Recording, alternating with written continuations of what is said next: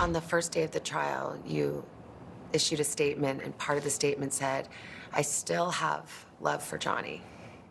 Yes. Is that still true? Yes. Aquaman star Amber Heard is definitely not moving on, despite making such pleas more than once. The 36-year-old, in her first interview with NBC News Morning Show with Savannah Guthrie, claimed still to love her ex-husband and actor Johnny Depp.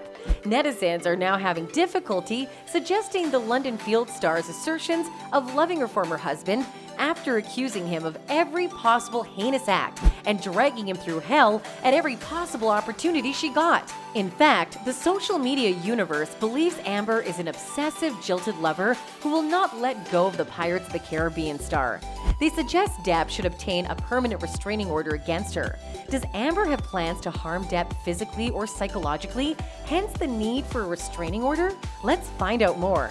In an interview segment that aired on Wednesday, June 15th, the Aquaman star told Savannah Guthrie, I love him. I loved him with all my heart, and I tried the best I could to make a deeply broken relationship work, and I couldn't. I have no bad feelings or ill will towards him at all. I know that might be hard to understand, or it might be really easy to understand. If you've just ever loved anyone, it should be easy. Depp and Amber wed in February 2015 after dating for several years.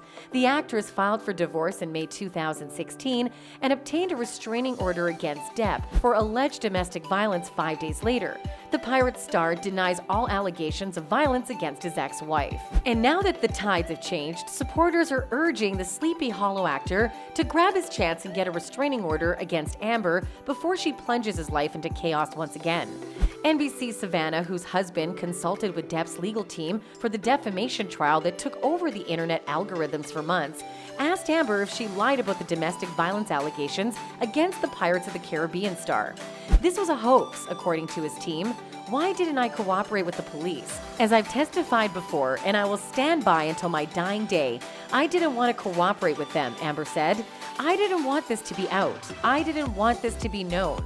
I didn't want to cooperate with them because I didn't want to get him in trouble. If it was a hoax, I could have done that. The journalist asked Amber why she sought a restraining order 5 days after the police responded to the alleged altercation, and if she informed TMZ that she'd be at the courthouse.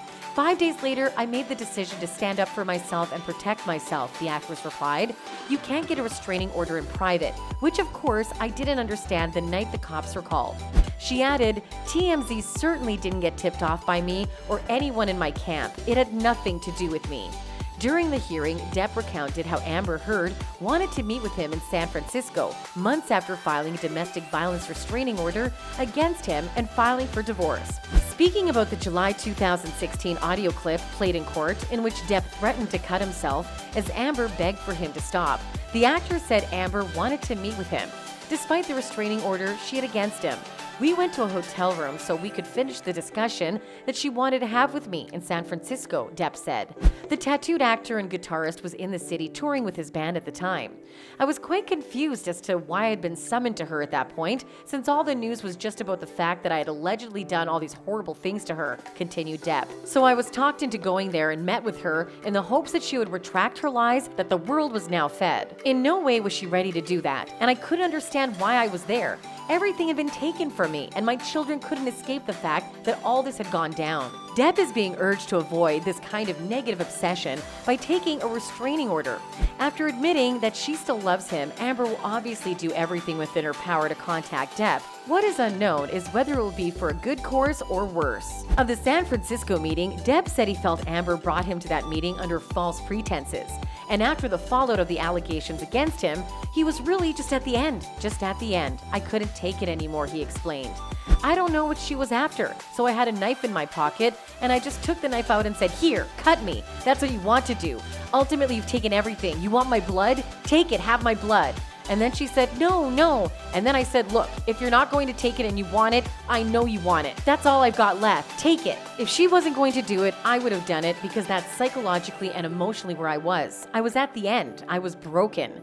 Such painful encounters still bother the Black Mass actor, so Amber's statements during the interview shouldn't be overlooked.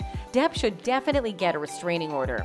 Amber also said she's looking forward to moving on with her life and spending time with her daughter Una Page. I get to be a mom full-time, where I'm not having to juggle calls with lawyers, she said of her future.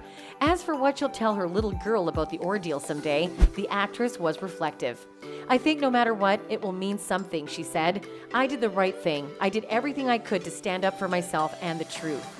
Regardless of whether Amber Heard appeals the jury's verdict or not, or whether they reach an agreement with Depp on how to settle the charges, the Rum Diary duo should stay away from each other. Is the Depp-Amber drama going away anytime soon? Only time will tell. And to stay updated, be sure to subscribe to our channel so that you don't get to miss any of our amazing coverage.